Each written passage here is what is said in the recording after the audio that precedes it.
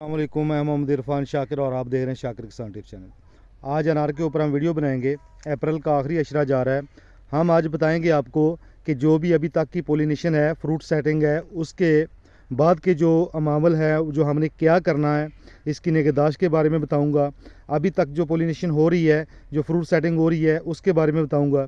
तो वीडियो शुरू करने से पहले तमाम दोस्तों से मेरी रिक्वेस्ट होती है कि तमाम दोस्त जो नए मेरे साथ जुड़े हैं वो मेरे चैनल शाकिर किसान टिप्स चैनल को सब्सक्राइब करें और पहले से साथ जुड़े दोस्त जो इसको आगे शेयर किया करें ताकि सभी दोस्तों का फ़ायदा हो सके।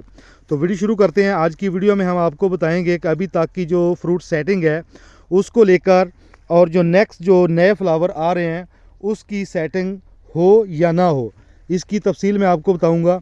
क्योंकि इस दफ़ा मौसम की सख्ती ने काफ़ी डिस्टर्ब किया। हनी बी के ना होने की वजह से जो भी हमारे पोलिनेटर इस दफ़ा शार्ट थे, उसके शार्ट होने की वजह से पोलिनेशन बहुत डिस्टर्ब हुई है। फ्लावरिंग की ड्रॉपिंग हुई है, फ्रूट की ड्रॉपिंग हुई है। वो मैंने पिछली वीडियो में बता दिया था कि जो फ्रूट गिरता है वो क्यों गिरता है, वो उसकी पोलिनेशन क्यों मुकम्मल नहीं हुई और वो किस वजह से गिर गया, और फ्लावरिंग की जो शेडिंग होती है उसकी भी तफसील मैंने बताई थी।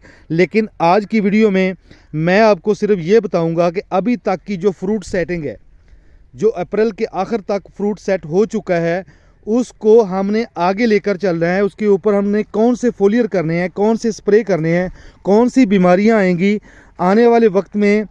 हर साल मौसम की बदलती हुई कंडीशन के हिसाब से हमने चलना होता है। पिछली वीडियो को अगर मैं देखूं तो उसमें मौसमी जो सूरत हाल थी इन दिनों में वो कुछ और थी। इस साल जो मौसमी सूरत हाल है वो कुछ और है। इसलिए हर साल मुझे वीडियो बनाना पड़ती है उसी टाइम पर, उसी दिनों में, ताकि हर साल के जो मौसम के मुताबिक हमने जो हमारा फ्रूट सेट हुआ है उसको आगे लेकर चलना है, उसकी हमने निगहदाश्त करनी है।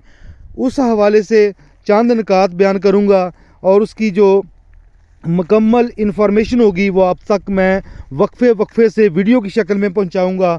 वैसे मेरे चैनल पर मेरा नंबर भी हाज़िर है, बहुत सारे दोस्त मेरे कांटेक्ट में होते हैं, लेकिन वीडियो बनाने का मकसद होता है कि जो भी मौके के ऊपर हमारे बागात में जो भी इफ़ेक्ट हैं, जो भी इंसेक्ट हैं, जो भी प्रॉब्लम्स हैं, उनको हम क्लियर करना चाहते हैं और दोस्तों को समझाने की कोशिश करते हैं ताकि सभी दोस्तों का फ़ायदा हो सके।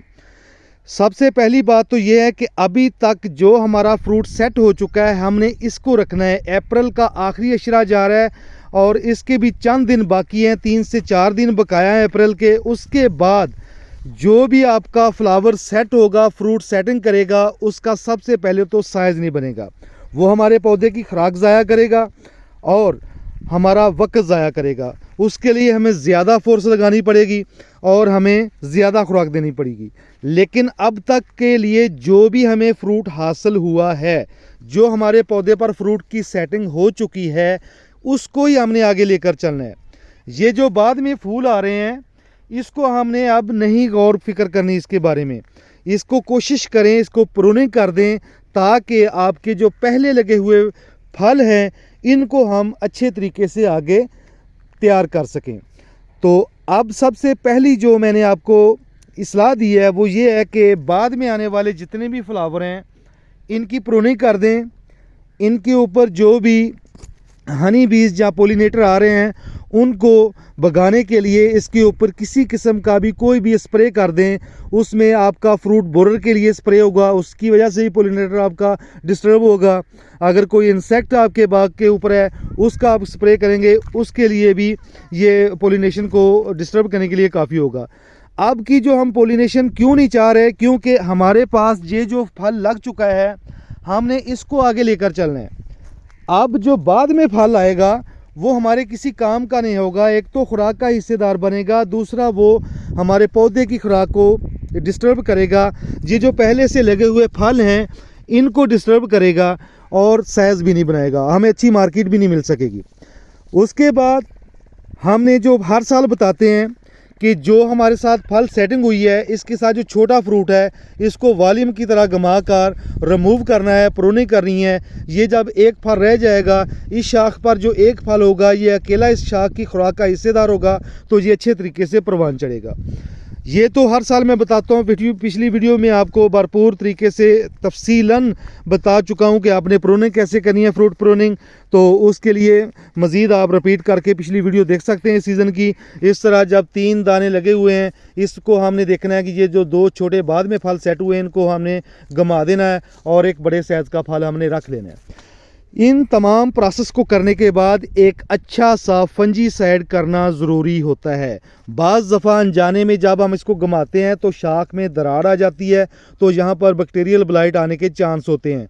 तो हमने अच्छे तरीके से ऊपर से लेकर नीचे तक गसुकामाइसिन, कासोमिन के नाम से आती है, और इलेक्ट्रस अल्ट्रा जो कैंजो की है उसमें 3 जहरें हैं, डाइफिनाकोनाजोल, ऑक्सीस्ट्रोबिन प्लस डाइमेथोमार्फ, ये 3 जहरें हैं उसमें। इसको कर सकते हैं। अगर ये अवेलेबल ना हो तो कैब्रियोटॉप FMC की वो बहुत अच्छी है, उसको हम कर सकते हैं। इन तमाम प्रोसेस के लिए जब हम इनकी जो फ्रूट प्रूनिंग करेंगे, कुछ जगहों पर हमने ये वाटर शूट को भी निकालना है, साथ साथ इसका काम भी करते जाएं। ये जो 90 डिग्री से निकली हुई वाटर शूट है, इसकी भी वजाहत करता हूँ। एक होती है शूट, एक होती है वाटर शूट। जितनी भी ज़मीन से निकलने वाली और मेन बड़े तने से निकलने वाली शाख होगी वो वाटर शूट कहलाएगी, और जो आपकी ब्रांचेस से आगे निकली शाख होंगी वो शूट कहलाएंगी। उनको हमने शाखों में बदलने के लिए इसकी टिपिंग भी कर सकते हैं, ट्रिमिंग कह लें, टिपिंग कर लें। इसको आगे से तोड़ सकते हैं, कटर से काट सकते हैं। ये फ्रूट प्रूनिंग, शूट प्रूनिंग और वाटर शूट प्रूनिंग, इन तमाम मराहल को कंप्लीट करने के बाद आपने फंजीसाइड का स्प्रे करना है, ताकि आपको बार बार फंजीसाइड ना करना पड़े। इस मराहल को आपने एक ही वक्त में कंप्लीट करना है, फ्रूट प्रूनिंग को, शूट प्रूनिंग को और वाटर शूट प्रूनिंग को। इन तमाम प्रोसेस को कंप्लीट करने के बाद आपने इसके ऊपर फंजीसाइड स्प्रे करनी है। उसमें आप मौसम को देखते हुए, मौसम सख्त है तो हमने इसके साथ बायोस्टिमुलेंट यानी कि अमाइनो एसिड का इस्तेमाल ज़रूर करना है साथ। एंड जो आपकी होगी फंजीसाइड, बैक्टीरियल साइड, जो भी आपको अवेलेबल हो, इसको लाजमी करना है इन तमाम प्रोसेस के बाद। उसके बाद एक अच्छा सा NPK आपने लाजमी करना है। और दूसरा, अनार की इस सीज़न में जो मेरी रिकमेंडेशन है वो है कि जब भी आपने पानी लगाना है, 10 दिन के बाद, 15 दिन के बाद, 8 दिन के बाद, इसमें कुछ ना कुछ डालते रहना है। इस दफ़ा मौसम स्ट्रेस में है, शुरू से लेकर अभी तक स्ट्रेस में जा रहा है, तो एक दफ़ा पानी लगाएं उसमें मैग्नीशियम डाल दें, दूसरी दफ़ा दें उसमें बोरान डाल दें, तीसरी दफ़ा लगाएं उसमें नाइट्रोफास डाल दें, चौथी दफ़ा लगाएं उसमें पोटाश और यूरिया डाल दें। इस तरह थोड़े थोड़े टच इसको देते रहना खुराक का, इसमें डेफिशिएंसी ना होने पाए। फेरस सल्फेट का फ्लड कर दें, और इन तमाम चीज़ों का मरकब बनाकर ऊपर आप स्प्रे भी कर सकते हैं, जिसमें फेरस सल्फेट है, बोरान है, मैग्नीशियम है, जिंक है। ये तमाम चीज़ें जो भी आपको रिकमेंडेशन इसकी मैं बताऊंगा वो ग्राम्स के हिसाब से होंगी, उसको आप मिलाकर 100 लीटर पानी की डोज के हिसाब से बनाकर इसको आगे स्प्रे भी करें। ये तमाम चीज़ें जब आप करेंगे तो इंशाल्लाह आपका बाग, आपका फ्रूट अच्छे तरीके से परवान चढ़ेगा और आपको अच्छी मार्केट मिलेगी। नेक्स्ट जो भी मरहला होगा इन प्रूनिंग के बाद, shoot pruning, water shoot pruning और फ्रूट प्रूनिंग के बाद जो मैंने बता दिया, और इसके बाद जब फ्रूट आगे गेन होगा, बड़ा होगा, उसके ऊपर जो भी मरहले आएंगे इस मौसम के हिसाब से आपको वीडियो बनाकर मैं आगाही देता रहूँगा। अब तक के लिए मुझे दीजिए इजाज़त। नए आने वाले दोस्त हमारे चैनल को सब्सक्राइब करें और पहले से साथ जुड़े दोस्त इसको आगे शेयर करें, ताकि सभी दोस्तों का फ़ायदा होगा। मेरा वीडियो देखने के लिए अगर आपको अच्छी लगी हो तो लाइक ज़रूर किया करें और आगे दोस्तों में शेयर करें। वीडियो देखने का बहुत बहुत शुक्रिया। अल्लाह हाफिज़।